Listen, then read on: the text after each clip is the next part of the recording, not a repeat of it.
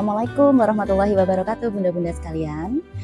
Pasti sedih ya bunda kalau misalnya anak yang lagi sehat tapi nafsu makannya masih belum maksimal atau berkurang. Nah, kali ini kami akan memberikan informasi dan juga sekaligus mengajari bunda-bunda sekalian untuk melakukan massage appetite therapy atau pijat nafsu makan untuk bayi dan balita. Ya, untuk persiapan sebelum kita melakukan pemijatan, kita harus memastikan ruangan yang digunakan untuk memijat itu dalam kondisi yang hangat dan terang. Jika menggunakan AC boleh, tapi jangan terlalu dingin ya bunda. Kemudian kita pastikan bahwa tangan pemijat atau tangan bunda-bunda ini sudah cuci tangan dan kita keringkan dengan menggunakan handuk. Kita bisa juga melakukan menggosok-gosok seperti ini supaya kita bisa terasa hangat nanti pada saat memijat ke anak. Kemudian untuk persiapan alat yang kita bisa gunakan adalah handuk, kemudian matras ya, atau selimut juga bisa bunda kalau kita tidak punya matras. Kemudian ada minyak yang digunakan untuk melakukan pemijatan. Ini minyak yang digunakan bisa minyak zaitun ataupun VCO atau coconut oil ya, atau minyak kelapa juga bisa.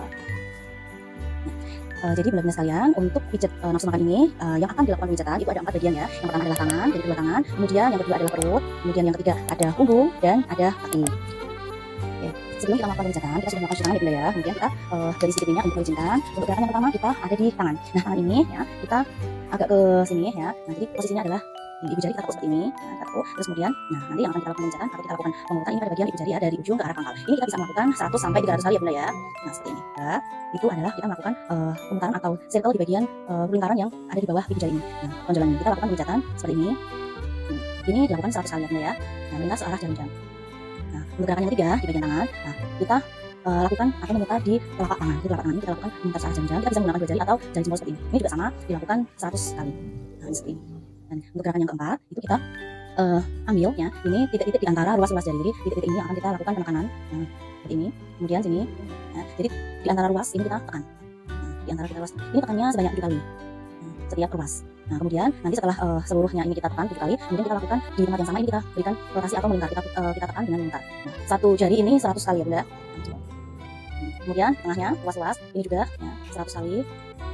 Baik bunda, untuk gerakan yang di perut ini ada 5 gerakan ya bun. Ini yang pertama adalah waterbell. Waterbell ini kita lakukan gerakan dari atas ke bawah perut. Nah, ini seperti air ya. Nah, ini bergantian seperti ini sekitar 8 kali.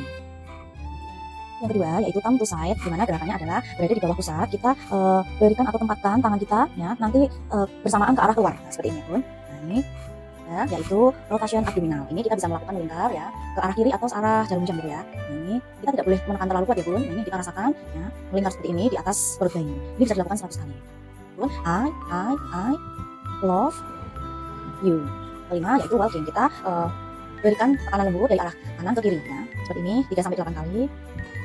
Baik, untuk bagian punggung ini anak bisa kita pangku atau anak bisa tiduran untuk di bantal gitu ya bun. Nah, untuk pas posisi di pangku ini kita bisa melakukan yang pertama adalah back sweeping, di mana gerakan ini menyapu di bagian punggungnya dari leher sampai ke pangkal. Untuk gerakan yang kedua adalah back circle, di mana kita berada di samping tulang punggung. Nah, kita buat circle atau lingkaran-lingkaran kecil menuju ke atas ya, seperti ini.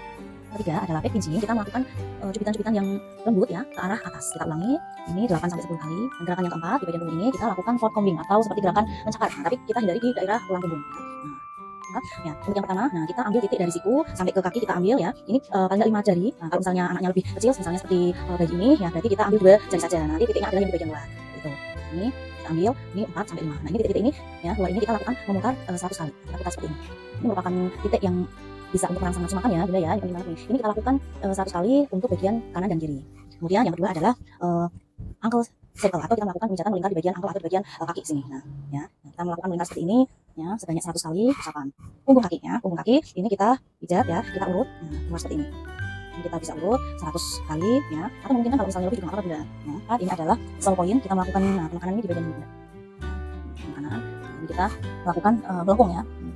Putaran halus seperti ini 100 kali. Nah bunda, itu dia tadi serangkaian dari pemijatan pijat nafsu makan pada balita.